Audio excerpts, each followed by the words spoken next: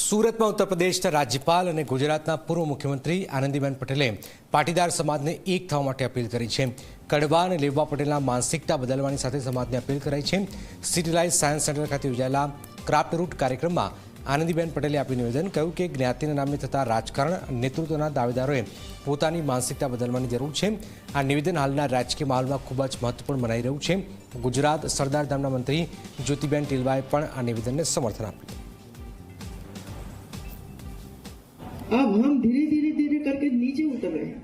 हम तो लेवा पटेल का नेतृत्व करेंगे, हम तो कड़वा पटेल का नेतृत्व करेंगे. अरे भाई ये क्या है? सोच बदलो. हम भारतवासी हैं, हम हिंदुस्तानी हैं.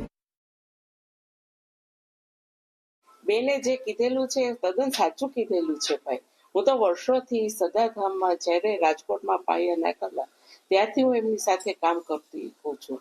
અને અમે તો કડવા અને લેવા ક્યારેય પણ અમે જુદારો નથી કરેલો અને ક્યારેય પણ અમે કડવા પાટીદાર છીએ એવી રીતે પણ અમે નથી વર્ણન કરેલું. અમે તો ફક્ત પાટીદાર તરીકે જ ઓળખાય છીએ. અને જ્યારે પણ અમે એમ નથી કહેતા કે અમે લેવા અને કડવા, હરેક હું લેવા અને કડવા જે પણ કોઈ કહેતા હોય તો પણ અમે એમ કહીએ છીએ કે આપણે પાટીદાર છીએ. બહુ સાચી વાત કરી છે આનંદીબેને. સમાજને પેલા દાખલો બેહાડ્યો છે. આનંદીબેનને આજે 80+ થઈ ગયા છે. એને પણ એના પતિ છે એક કડવા પટેલ છે, આનંદીબેન લેવા પટેલના દીકરી હતા.